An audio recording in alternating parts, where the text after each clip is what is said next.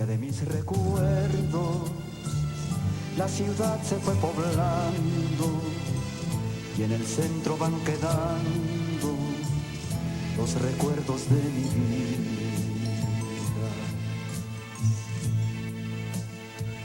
Nos levantaremos en la condición en que estábamos sin haber sido reconocidos con esta máscara. Una máscara es una cobertura de la cara. Quien la usa comunica una identidad diferente a la propia y también puede ser como retrato o una pantalla protectora para la cara. De tal forma que viene el programa los héroes o los villanos que usaron máscara en muchas de las películas de los años 50, sobre todo 55, 57, hasta los 60, la mayoría. Y para eso nos acompaña, como en aquella ocasión del santo, el maestro Gumaro Velázquez, a quien le damos la bienvenida. Gracias por haber aceptado, maestro. Buenas noches, ¿verdad? Que has grabado el programa. La máscara es un objeto artístico y cultural, como usted lo dice.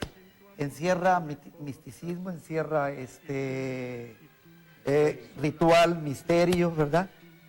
Y retornar a la infancia, retornar a aquellas fantasías, pues nos hace otra vez, nos llena de gusto y alegría, ¿verdad? Gracias por esta invitación, Javier, doctor, y al programa. Muchas gracias por despertar otra vez a ese corazón de niño que todos tenemos dentro. Bien, y Javier Escamilla ya está con nosotros también. Javier, bienvenido. Hola, ¿cómo estás, médico? Javier, buenos Profesor. Sí, pues como podemos ver, la máscara puede cubrir la cara solamente, la cabeza completa, o incluso las hay que cubren hasta los hombros, o sea, diferentes tipos para diferente personaje, así como vemos, pues depende de la actividad que realizara. Si fuera un villano, si era un defensor de la ley, pues sí, se utilizaban diferentes tipos de máscara. Así es, y vamos a ir viendo, bueno, enviamos saludos a Mexicanal, nos ven allá en varias ciudades, más de 400 ciudades en Estados Unidos, en la República también. Toda la gente que emigró a Estados Unidos, bueno, van a recordar seguramente. Probablemente hay algunos cines donde pasen estas películas retro, y si no, bueno, aquí van a tener oportunidad de decirles a sus nietos, a sus hijos, mira, esas eran las películas que yo veía cuando estaba en Morelia. A lo mejor se acuerdan del Cine del Río, se acuerdan del Cinito de la Soterraña, de la Inmaculada, o del Cine Heréndira o del Rex. El Zorro traía una máscara que era un antifaz nada más, el Llanero Solitario también. Aquí luego el Lobo, y vamos a ir viendo después estas imágenes que vamos a tener para ustedes. Ya era un poco más ancha, se tapaba hasta arriba, desde la frente hasta el bigote probablemente, aquí era Luis Aguilar, Dagoberto Rodríguez. Otras tapaban toda la cara, otras eran trapos amarrados, otras eran una especie de pañoleta de seda, también con algún agujero. El Águila Negra también un antifaz. En fin, diferentes tipos de máscaras que vamos a ir viendo en estas imágenes que tenemos para ustedes, y empezamos con ellas para que ustedes las recuerden. Antonio Aguilar, sus personajes fueron El Cuervo, que se filmó en 1958. También participó como El Gavilán en 1957 y El Justiciero en 1962, así como El Norteño, también del mismo año, en 1962. También participó como el Rayo en 1955, aquel famoso inspector llamado Mauricio Rosales, y La Pantera Negra de 1957. Pascual Antonio Aguilar Barraza nació un 17 de mayo de 1919 y murió el 20 de junio del 2007, hace 2 años aproximadamente. Fue un actor, cantante, productor, guionista y jinete experto mexicano. Su discografía sobrepasa las 260 álbumes en venta de más de 25 millones de copias. Al despuntar la década de los 50, debutó como actor en el cine, al tiempo que se inició como cantante, faceta de su carrera que se extiende hasta los primeros años del 2000.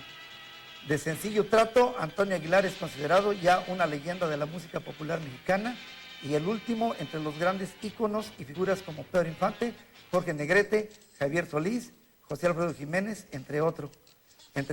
Actuó en más de 160 películas. Y aquí estamos viendo escenas de su personaje, el Gavilán, acompañado de muchos de los cómicos, uno de ellos paisano de nosotros, Joaquín García Borolas, Agustín Isunza, era el compañero que salía como él, como guardia rural también. Y personajes inspirados seguramente en estas películas americanas. Me parece que aquí es en 1947 cuando nace la primera película, se hace la primera película de Enmascarados, que es Dagoberto Rodríguez quien la interpreta. A lo mejor hubo antes aquella, no sé, ¿cuándo es la del médico asesino? ¿Te acuerdas? 1958. Entonces, 10 años antes ya Dagoberto Rodríguez había hecho esta película de Enmascarado, que sale de vestido de chinaco él. ¿Cuál es el personaje? Él era la Calavera Negra. La Calavera Negra. Entonces, Antonio Aguilar pasa la transacción de las películas de blanco y negro a películas en color. Y aquí tenemos otro que es Luis Aguilar. Luis Aguilar. Sí. Luis Aguilar, pues sus personajes fueron el Zorro Escarlata en 1957, el Látigo Negro en 1959, el Halcón Solitario en el 64 y el Jinete Sin Cabeza en el 58. Su nombre completo era Luis Aguilar Manso. Fue un actor y cantante de música ranchera de la época de oro del cine mexicano. Es conocido también como el Gallo Giro por una película que hizo con el mismo nombre. Nació en Hermosillo, Sonora, el 29 de enero de 1918. Estudió en el Colegio Militar y después comenzó la carrera de ingeniería en el Ejército. Al poco tiempo abandona la carrera castrense y trabaja en el Departamento Agrario de la Secretaría de Hacienda. Como era de carácter aventurero, se mudó temporalmente al puerto de Mazatlán, donde se dedicó a pescar tiburones. Debuta como actor en el 44 en la película Sota, Caballo y Rey, a la que le siguieron cerca de 128 estelares, alternando con figuras como Javier Solís, Pedro Infante, en las cintas inolvidables A Toda Máquina, ¿Qué te ha dado esa mujer? Y muere en 1997 en la Ciudad de México. Sí, uno de los artistas que más películas junto con Antonio Aguilar y Fernando Casanova han hecho, y siempre como charro, aunque Antonio Aguilar y Luis Aguilar hicieron algunas películas como gente de la ciudad, como cantantes que venían en el DEF, sobre todo vestidos de traje, se me escapa el nombre ahorita, algo de la televisión, me parece que trabaja Luis, casi siempre sus mejores películas y la mayoría de sus películas salen como charros. Y aquí estamos viendo, doctor, Los Cinco Halcones. Si nos fijamos detenidamente, son 5 llaneros solitarios. Así es. Se copió el modelo de Estados Unidos, nada más que con caretas que llegaban hasta la barbilla. Un poco más grandes que las de llanero. Exactamente. En estas intervienen Joaquín Cordero, Luis Aguilar, Demetrio González, Javier Solís y Miguel Aceves Mejía. Curioso que Miguel Aceves Mejía pues hizo algunas películas, no era su fuerte la actuación, hizo varias películas, pero pues, él era el rey del falsete. Y en esta película sale como uno de estos 5 halcones. Igual que, bueno, ahí se distingue Lolo por el más chaparrito era Javier Solís. Sí. Es una copia, lo decíamos, así como cuando hablamos de los covers también, aquí se interpretan muchos personajes, el lobo, el coyote, el lobo blanco, el zorro blanco, el zorro con Rodolfo de Anda, todos copiados de estos modelos americanos, el llanero solitario, el zorro. Inclusive, doctor, la industria cinematográfica de los años 60 explotó comercialmente muy bien la máscara. El cantante que andaba de moda o el deportista que andaba de moda lo invitaban para hacer personajes especiales como estos enmascarados, ¿verdad? Inclusive también se hicieron varias series, ¿verdad? Aquí estamos viendo también a Luis Aguilar, la de la Calavera Negra como el zorro, ¿verdad? Que repite ese nombre de la calavera como aquella de Dagoberto Rodríguez. Exactamente. La primera. La máscara, la otra cara, la otra identidad o representación ha sido usada desde el Paleolítico por la mayoría de los grupos humanos en todas las épocas. La máscara disfraza, oculta y o revela la identidad de quien la usa. Las máscaras generalmente van acompañadas con un atuendo que cubre todo el cuerpo del usuario. Cuando es así, es importante notar la variedad tanto de los materiales como de símbolos que son complementarios a los de la máscara. Aquí podríamos hablar cosas interesantes por ejemplo, el látigo negro, que él salía todo vestido de negro, se complementaba con el látigo precisamente, y la identidad era una persona que casi no usaba la pistola, que con el manejo del látigo desarmaba a los malosos, a los villanos. Y otros, por ejemplo, Mauricio Rosales, sin máscara. Sí, él sin máscara, pero en El Rayo ahí salía con una pequeña máscara, pero con una vestimenta normal, ¿sí? Es decir, un pantalón de mezclilla o una camisa normal sin ser negras o de chinaco como salían en algunas otras Luis Aguilar. Entonces aquí efectivamente en algunas ocasiones se complementa toda la vestimenta, casi siempre de negro, ¿eh? El águila negra, el zorro, el lobo, entonces el látigo negro, todos ellos andaban de negro. Era una gran diversidad de trajes, ¿verdad? Y que explotaron muy bien la cinematografía nacional. Así es. Bien, vamos al mensaje, volvemos con nosotros. Bien, estábamos platicando aquí con Bulmaro y con Javier, y bueno, fueron sagas, casi todas estas películas, El Águila Negra, hubo varias películas, del Látigo Negro, del Zorro Escarlata, eran, pues, como 3 episodios, ¿no? Sí, hay una película que la consideran en Europa como motivo de culto. Es muy buscada esa película, inclusive mis respetos para si alguien aquí en el público la tiene, se llama El Zorro Escarlata, y salieron Vamos varios. consiguiendo. Si alguien la tiene, se pudieran comunicar con Bulmaro, les va a agradecer muchísimo que se la pudieran proporcionar para sacar una copia. Y también sacó otras 2 películas más, que se llamó El Zorro Escarlata en la venganza del ahorcado, ¿verdad? La soga del ahorcado. En la soga del ahorcado, y también Y algo de la bruja, ¿no? y la máscara de hierro, también ahí sale. El hijo de la bruja. Son episodios Es el primer episodio. que están dentro de la película del Zorro Escarlata, ¿verdad? Ahí les encargamos si alguien por ahí la tiene.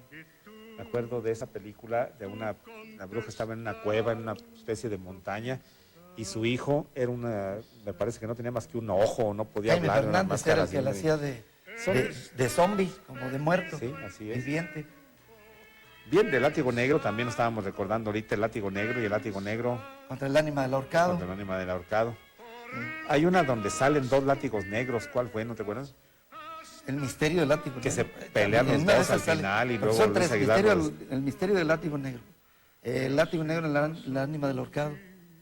y el Látigo Negro. Y el látigo negro que es el que estaba En mencionando. una de ellas sale un doble y se pelean ellos también en un cerro, y luego al final gana Luis Aguilar y le quita la máscara al otro. Eran películas que divertían a uno y que veíamos en aquellos cines. Sí, pues, ¿quién nos recuerda, no? En aquellos años, el famoso cine del Río, que acudíamos pues, con el papá, con el abuelo, a aventarnos una programación de 3 películas. Por un 50, ¿verdad? Sí. Por 80 centavos 80 primero, y luego centavos, un claro. peso y luego unos 50 en el Y cine bueno, del Río. pues era realmente toda una experiencia, porque pues en algunos casos la balacera que se hacía, ¿no? Decía, no te vayas tan abajo porque te van a dar un balazo, vente más para arriba. Luego juntábamos los casquillos, Sí. por kilos. Sí, y ahora pues ha cambiado mucho las salas cinematográficas, ahora pues escasamente una película, a veces está de largometraje y bueno, pues Bien, seguimos viendo a Luis Aguilar en El Jinete Sin Cabeza. Esa es la otra película. El jinete sin cabeza, esa la realizó en el año de 1958, ¿verdad? Esto ya, algunos datos que dio Javier ya, ¿verdad? Aquí podemos mencionar que todas estas películas ya son de culto, doctor. Estas películas, afortunadamente en los sistemas de cable ya las están Adquiriendo y ya las pasando. están adquiriendo, las están pasando. Pero repito, hay algunas que son de colección. Por ahí tuvimos la visita de un señor ahí en el negocio y nos preguntó por esta película. Inclusive se la encargamos, ¿verdad? Es un señor aquí de La Palma, aquí en el municipio de Tarimba. Esta película es curiosa porque se pelea ahí contra el hacha invisible, el que traía el hacha invisible, ¿no? Era el hacha volador, no me acuerdo cómo se llama el hacha, el hacha vengadora. De una secta. Sí, y sale con él Pascual García Peña, que también en muchas ocasiones como cómico acompañó a estos personajes. Ahí inician ya las escenas del Águila Negra, doctor. Ahí está Mantequilla. Y el bueno, Fernando Casanova, sus personajes, el Águila Negra en 55, vuelven los 5 halcones en 61, la segunda de los 5 halcones, los Gavilanes Negros en 66 con Luis Aguilar y Pedro Armendáriz. Él ha filmado más de 167 películas, es el que lleva el récord, dicen que va a ser el récord Guinness. Fernando Casanova fue en su momento uno de los actores más taquilleros del cine mexicano. El primer actor revela su gusto por los toros y su paso por algunas plazas de México. El nombre completo era Fernando Gutiérrez López, quien alcanzó enorme popularidad bajo el nombre de Fernando Casanova. Estaba convencido desde su adolescencia que su máximo sueño era convertirse en gran figura de la fiesta taurina. Y ya ven, aquí me tienen con más de 71 años de actor, dice él. El Águila Negra rompe récords de taquilla. Gutiérrez López, quien más tarde, a pesar de su idea inicial, terminó siendo actor bajo el nombre de Fernando Casanova, recuerda que su primera cinta fue un madrazo taquillero, así lo dijo él. Antes de ser figura fílmica, hizo papeles secundarios en Escuela de Vagabundos, en no sé, me da esta otra película con Pedro Infante también. Más tarde le ofrecieron protagonizar El Águila Negra, que rompió récords de entrada, tanto que se hizo toda una serie de cintas sobre el mismo personaje, como El Águila Negra en El Tesoro de la Muerte, El Águila Negra contra los Enmascarados, El Águila Negra contra los Diablos de la Pradera y El Águila Negra en La Ley de los Fuertes. Ahí empezó todo. Él decía que los toros eran los que dejaban dinero, porque veía futbolistas como Horacio Casarín y decía que no ganaba tanto. Veía boxeadores y decía van a quedar locos después de los golpes. Entonces, el que cobra bien es el torero, y ahí tienen a Armillita, decía por ejemplo, o a Gaona, que cobraban muchos miles de pesos por hacer sus faenas, pero tuvo 2 cornadas, una en la pierna derecha y otra en la pierna izquierda, y pues empiezan a invitarlo. Era un galán de un físico, era bien parecido, alto, bien plantado. Entonces lo empiezan a llamar después de este madrazo taquillero de la primera del Águila Negra. Siempre es la saga que más películas ha hecho, y empieza a ganar bastante dinero, y todavía vive él, 80 y tantos años si mal no recuerdo, y está esperando algún papel para romper el récord Guinness. Le falta una película, me parece, de la gente que más películas ha filmado. Fernando Casanova, casi siempre pasaban en el cine del Río 3 películas del Águila Negra. ¿Cuántas veces fuiste? No, pues yo casi cada 8 días estábamos ahí presentes, y más a mí me llamaba mucho la atención el personaje del Águila Negra. Creo que este es el de los más famosos. Pero ya estamos con Demetrio González, no sé si podemos dar la ficha. Dice, sus personajes de Demetrio González, él la hizo del Jinete Solitario en 1958. También salió en la de los 5 halcones. También la hizo de Lobo Blanco en 1962. Este actor nació en Asturias, España. Es el gran desconocido del cielo lírico mexicano. Tenía una gran voz, con gran sentimiento y majestuosidad interpretativa. Y aunque nació en España, es puro mexicano y merece tanta admiración como los otros grandes de la música mexicana. El gran Demetrio González ha pasado al olvido, y eso es una tragedia, doctor. Su voz es única, muy superior a las de muchos ídolos de la canción mexicana. Es más, considerado a la altura o por encima del más adorado de los grandes, que fue Jorge Negrete. Se encuentra retirado desde hace muchos años del ambiente artístico y actualmente vive lejos de homenajes y tributos en Tepoztlán, Morelos. Bueno, esos son datos que sacamos, no sabemos si todavía sigue vivo. A ver si alguien sabe, y en el siguiente programa que estemos en vivo nos pudieran decir si él sigue vivo todavía. Ahora estamos con el siguiente. Este personaje que pues todos lo identificamos por su fortaleza física, Wolf Rubinsky, con sus personajes como Neutrón, el enmascarado negro, en una serie de 5 películas. Él nace el 30 de octubre de 1921 en Riga, Latvia, hoy Letonia, y fallecido el 9 de noviembre de 1999 en la Ciudad de México. Fue actor, luchador profesional y mago. Estuvo casado con Beatriz Pérez, con la bailarina Armida Herrera y con la actriz Lilia Michel. Nacido de padres judíos que emigraron a Argentina durante la Segunda Guerra Mundial, a pesar de vivir en la extrema pobreza, llegó a niveles de excelencia en deportes, haciendo giras como luchador profesional por Sudamérica, Estados Unidos y por México, en este último en el que fija su residencia y en donde luchó hasta bien entrados los años 60, junto a leyendas como El Santo, Black Shadow, El Médico Asesino y Lobo Negro. Fue como luchador. Como entró al cine mexicano. Como entró al cine mexicano, exactamente. En particular como Neutrón. Sí. Neutrón es el mascarón. Personaje que él mismo creó en 1960. Bien, ya estamos viendo ahora, no alcanzamos a terminar la ficha vamos a hacer comentarios después de Wolf Rubinsky. Fernando Cés, su personaje fue la Sombra Vengadora, argumentista y guionista cinematográfico, actor, director, productor y deportista destacado. en la lucha libre. Nació en Valladolid, España, el 6 de agosto del 22 y fallece en la Ciudad de México el 2 de mayo del 99. Inició su carrera cinematográfica como actor en 52 en la cinta La Bestia Magnífica del director Chan Urueta, en la que participó como luchador al lado de personajes del Pancracio como el Cavernario Galindo, el Bulldog, Enrique Llanes y Guillermo Hernández, como Lobo Negro también. En 54 protagoniza una serie de 4 cintas dirigidas por Rafael Valedón: La Sombra Vengadora contra la Mano Negra, El Secreto de Pancho Villa y El Tesoro de Pancho Villa. En todas caracteriza al personaje de La Sombra, que se distinguió por llevar siempre una máscara negra cruzada por un rayo blanco, y su muerte es lamentable porque ese fue uno de los mayores impulsores de la creación de la cinematografía nacional. La serie dedicada al santo lo consagra e incluso permitió que este luchador se convirtiera para los extranjeros en un personaje interesante para películas de ciencia ficción. Fernando Cés, ustedes lo veían en películas del santo, un delgadito de suéter, casi siempre andaba, que peleaba contra el santo, era del grupo de los malos, de un bigotito muy delgadito. Él era Fernando Cés, que es igual que Lobo Negro. Hacen muchísimos argumentos de las películas de luchadores o de enmascarados. Y Lobo Negro es el que sale con Gastón Santos en La Flecha Envenenada, un chaparrito moreno que también sale de cómico en películas con Viruta y Capulina o con Tintán. Doctor, a Fernando Cés le debemos esa gran creatividad que hizo como escritor y argumentista del cine. Él es el que hace los argumentos para el santo, el enmascarado de plata en sus películas. Bien, vamos a mensajes, volvemos con ustedes. Ya que el señor de los toros. Bien, tenemos aquí la máscara de La Sombra Vengadora, que veían ustedes en la película con este Fernando Cés. Si quieren mostrar a la cámara, parecida a la de Rayo de Jalisco. Mucha gente confunde que fue el Rayo de Jalisco el que... ¿Dónde está? Acá. A ver, ahí me dice. Mucha gente confunde, decía, que era el Rayo de Jalisco el que hacía el personaje. Realmente este es un personaje inventado por Fernando Cés.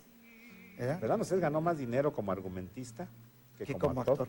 Doctor, aquí también cabe hacer la mención que Max Linares, el luchador nacido en Guadalajara, Jalisco, le copia el modelo a La Sombra Vengadora, porque muchos confunden ese dato, ¿verdad? Vamos a seguir viendo esos personajes y seguimos después comentándolos. Aquí está.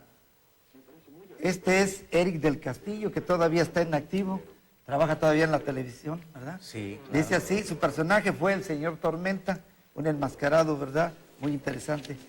Su verdadero nombre es José Eduardo Eric del Castillo Negrete Galván. Nació el 22 de julio de 1934 en Celaya, Guanajuato, México. Estudió un año en el Seminario de Misiones Extranjeras de los Misioneros de Guadalupe y posteriormente estudió actuación en el Instituto de Andrés Soler. Se inició como actor en el teatro en montajes independientes. Ha trabajado en más de 40 obras. Debutó en el cine en 1959 en la película El Látigo Negro. Ha firmado más de 300 películas. Ha dirigido 5. Aquí tengo este dato. Luego trabajó en televisión. Ha grabado más de 25 telenovelas. Como escritor realizó el argumento de la película Víbora Caliente de 1976 y colaboró en la realización del guión de la película El extraño hijo del sheriff, grabado en 1982 con Mario Almada. Está casado con Kate Trillo, con quien procreó 2 hijas, Kate, actriz, y Verónica, conductora de televisión. Tiene otro hijo, Ponciano, de su primer matrimonio.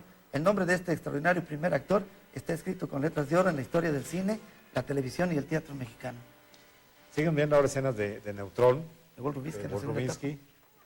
¿Quieres comentar algo de esta película, la segunda película? Se hizo una serie de 5 películas. Las 3 primeras son enmascarados con estos rayos que tiene aquí. Ya después en las otras 2, Los asesinos del karate y El criminal sádico, ya aparece con una línea en el centro, pasando en medio de los ojos, por la nariz, y de llegar hasta acá, hasta la barbilla. Esa es la segunda etapa de Wolf Rubinsky, en el personaje de Neutrón. Esas son con un físico destacado, era pues atleta de mucho meterse al gimnasio. Sus movimientos eran muy conocidos, aunque ya empezaba a usar el karate el Chiquilín, también Cepeda, que era personaje de muchísimas películas y series de televisión, también. Bien, este es otro personaje que tenía un físico pues de los más envidiables, yo creo. Jorge Rivero, él sale del Enmascarado de Oro en El Asesino Invisible en 1965.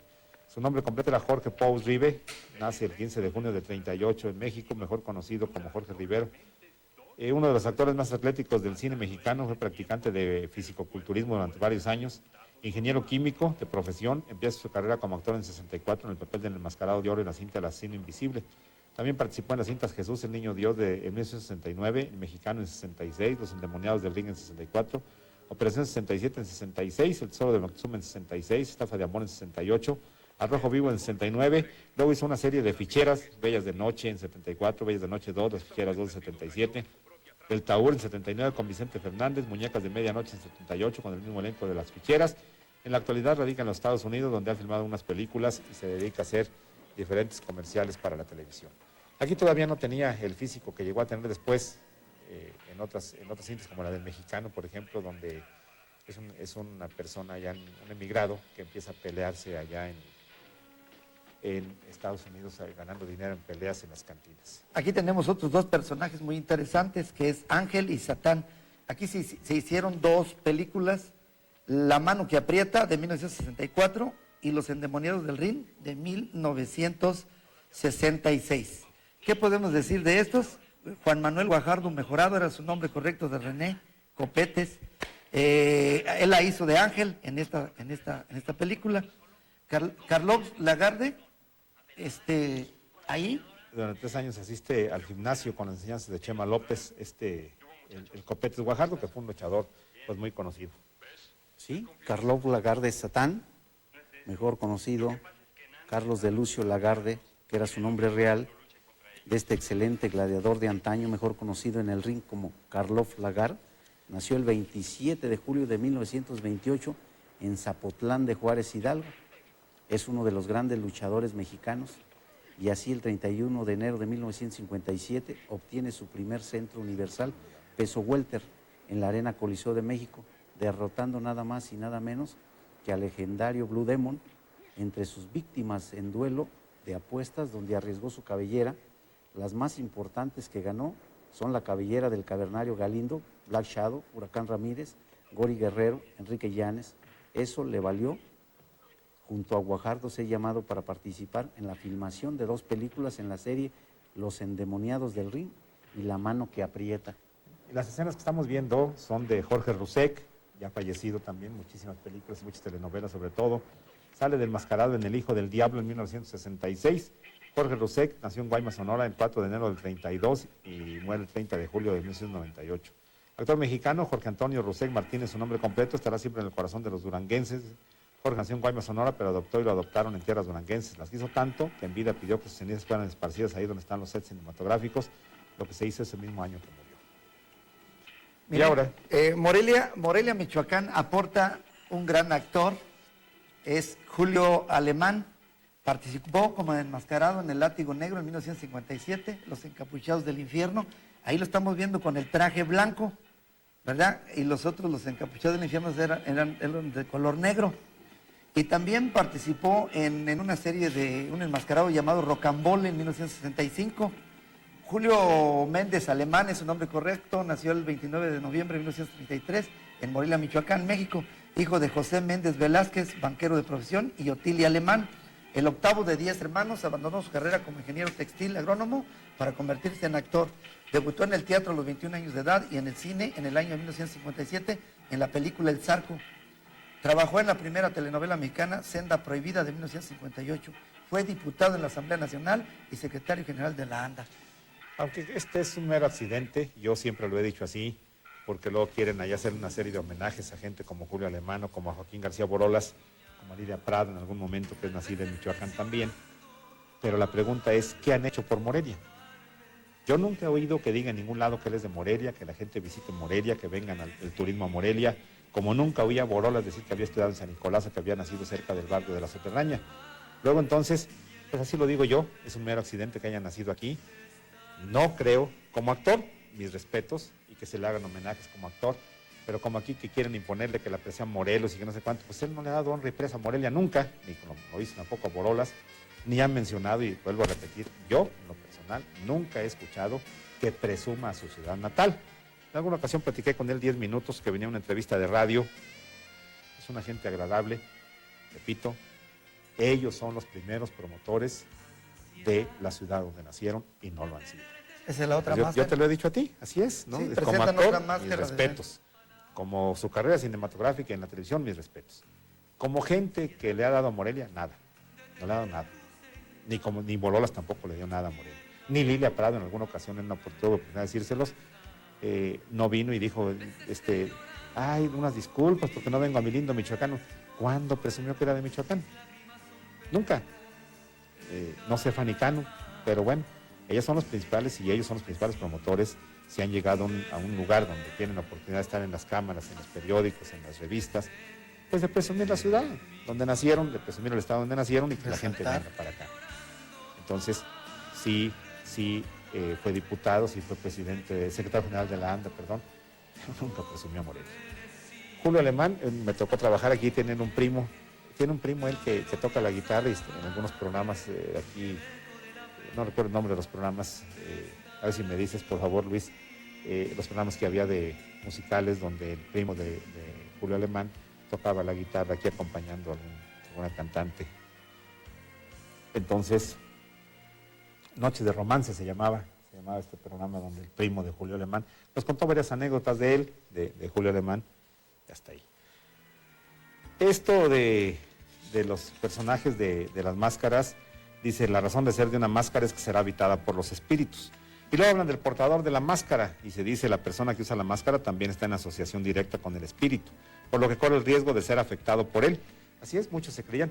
Y no solo con máscara, vamos a recordar que Tarzán, por ejemplo, Johnny Weissmuller, se sentía Tarzán cuando estaba ya viviendo en Acapulco, y cuando estaba en el sanatorio se despertaba y gritaba como Tarzán y correteaba por ahí por el sanatorio donde estaba. Entonces, el personaje, en este caso, sí, se absorbe. Efectivamente, doctor, no sé si nos ha pasado a nosotros, ellos como artistas y otros como luchadores, qué se siente cuando uno se pone una máscara? Ahorita, en este momento, si nos pusiéramos una máscara, ¿qué sentiríamos? ¿Qué se siente? ¿A qué se debe? Pues tú dices que vergüenza, porque Es una vergüenza, ¿verdad? No, pues es que... Te van a decir que viejitos ridículos. Ridículos, ¿verdad? No, yo digo que desde la época, desde los pueblos más antiguos, la máscara sirvió como una especie de una manifestación cultural. Cultural, que exactamente. representaba, quería decir algo. En este caso, hablas tú de historia, aquí podemos recordar la danza de los viejitos, ¿no?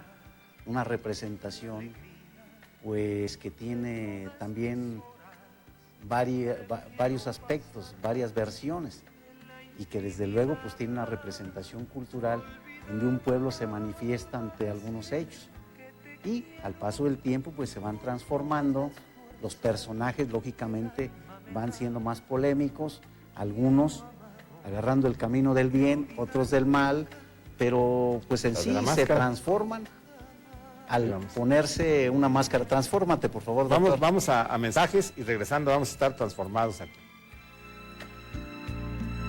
Bien, volvemos con ustedes y aquí estoy yo como el mascarado ya viejito, que necesita lentes para poder ver bien, porque bueno, pues ya se van perdiendo las aptitudes al paso del tiempo. Entonces me disculpan, yo me pongo mis lentes junto a la máscara, abajo de la máscara, y decimos que la persona que usa la máscara está en asociación directa con el espíritu, decía, por lo que corre el riesgo de ser afectado por él. Y su actuación, sus posturas, los pasos de la danza y la acción de esta, la máscara queda sin la fuerza vital, en el caso de los viejitos que decía Javier.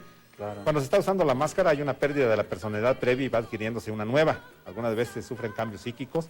Y a medida que el trance aumenta, surge el carácter descrito en la máscara. El usuario hábil se vuelve socio del carácter que está representando, comparte el brillo de sus ojos, sus movimientos, su fuerza vital.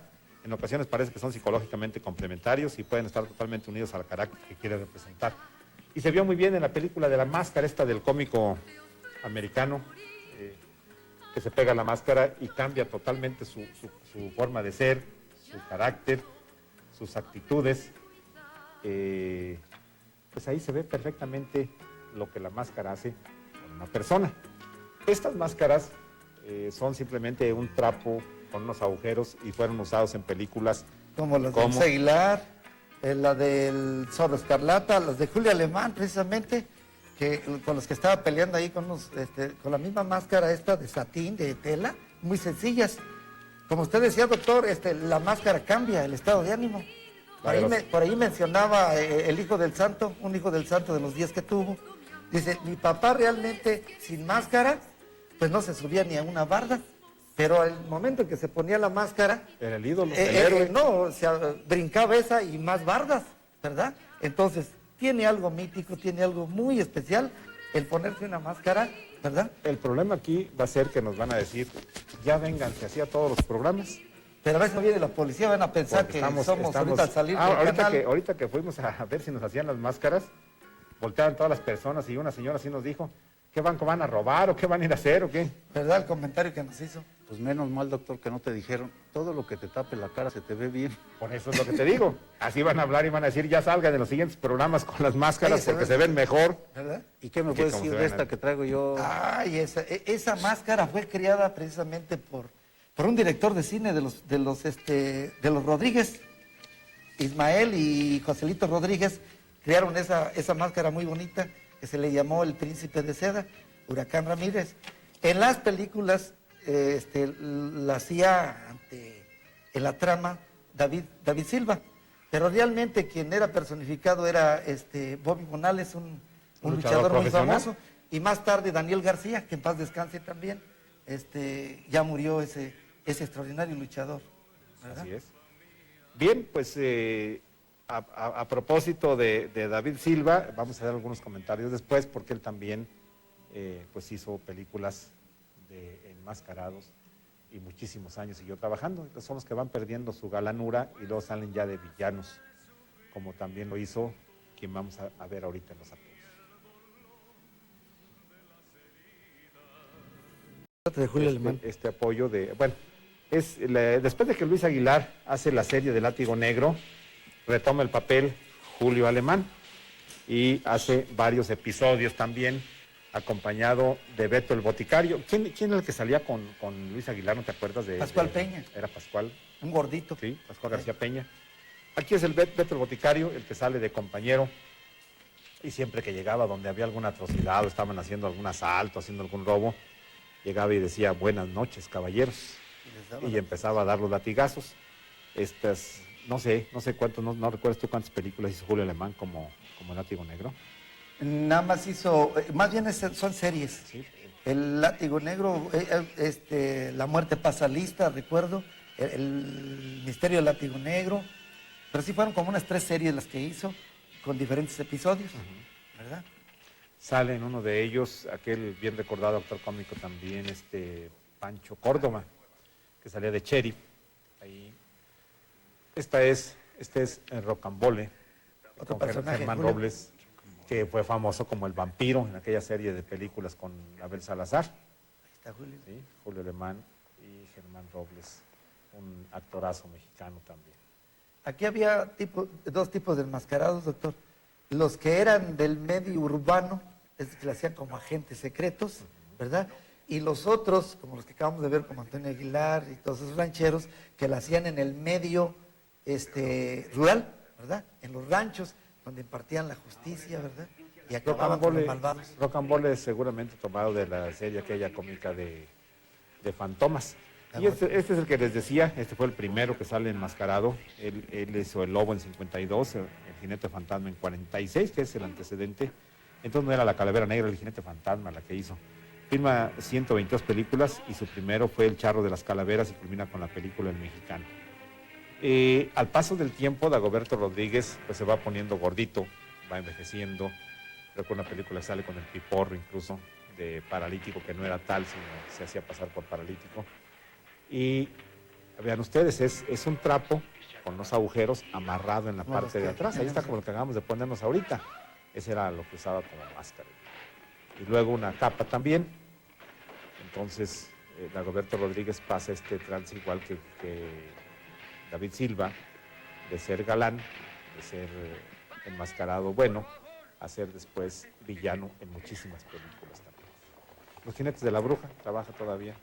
Y bueno, este es otro Los avance, Gavilanes otro Negros. de Fernando Casanova. muchas de las películas que ha hecho como Enmascarado. Ahí participa también Luis Aguilar y es Pedro Armendáriz hijo.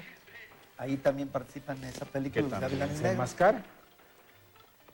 Pues era tanta la explotación de la máscara que nosotros desde niños, cuando despertábamos aquellas fantasías, pues ya estábamos esperando la siguiente película, porque no se quedaban con una, sino sacaban las demás partes, ¿verdad? Y realmente pues nos divirtieron bastante en ese tiempo. Y quien era aficionado al cine mexicano se sabía de memoria los escenarios, porque todas esas películas eran rodadas en los estudios Churubusco, que eran lo mismo, el pueblito de ahí de los Churubusco. Y aquí en esta, por ejemplo, Gastón Santos, como usted lo dijo, doctor, no la hizo de enmascarado, pero aquí acabó con casi todo un ejército de enmascarados. Si queríamos enmascarados, cuéntenle, son como más de 20 enmascarados con los que se enfrenta Gastón Santos en esta película titulada Los Diablos del Terror.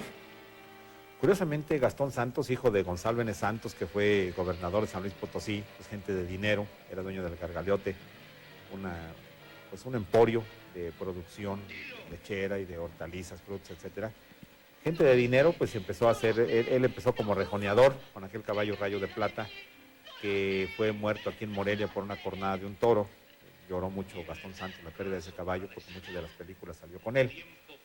Y pues él era un tipo vaquero americano, era güerito, de ojos azules, pero tenemos aquí los datos. Sí, miren, nació en San Luis Potosí el 12 de julio de 1931, hijo del general, ya lo señalabas tú, Santos y Leola. Comenzó su carrera en Portugal, siendo el primer no portugués en tomar la alternativa de caballero en plaza el 2 de septiembre de 1954, de manos de João Branco Nuncio en la Plaza de Toros de Campo Pequeño en Lisboa. Toreó en México, Portugal, España y Francia, sumando 1,348 corridas y triunfando a lo largo de sus más de 30 años de carrera. Hace escuela en México y utiliza siempre caballos lusitanos para torear. Así es, 11 películas hizo, su madre fue Leola Pue, así él se llamaba así, Gastón Santos Pue, y El Silencioso, El Pantano de las Ánimas, El Puerto Salvaje, sus hobbies, él todavía vive, son la cacería, la pesca y la lectura. En 3 décadas hizo 11 películas nada más, desapareció en 1971 del ambiente cinematográfico y su trabajo fue interpretando hombres de campo y a caballo. Su físico atlético y ojos de color habían rivalizado con muchos otros vaqueros de las cintas estadounidenses o italianas, pero parece que no trabajó mucho fuera de México. Luego tenemos... Aquí tenemos a Joaquín Cordero, personaje enmascarado, la hizo de Los Cinco Halcones en 1960 y El Asesino Enmascarado, que son las escenas que estamos viendo ahorita. Esa se realizó en 1961. Joaquín Cordero, actor mexicano, nace el 16 de agosto de 1922 en Puebla, México. Hoy día es uno de los primeros actores más reconocidos de México. Además que a su avanzada edad sigue aún vigente en la televisión mexicana, donde se le ha visto interpretando papeles como Don Agustín en la telenovela Fuego en la Sangre del productor Salvador Mejía, con quien ya ha realizado varias telenovelas, entre las que destacan La Madrastra y Abrázame Fuerte. Participó en 33 telenovelas y realizó 167 películas. Es otro de los que también tiene un gran récord, un verdadero récord, y todavía está activo como primer actor. Joaquín Cordero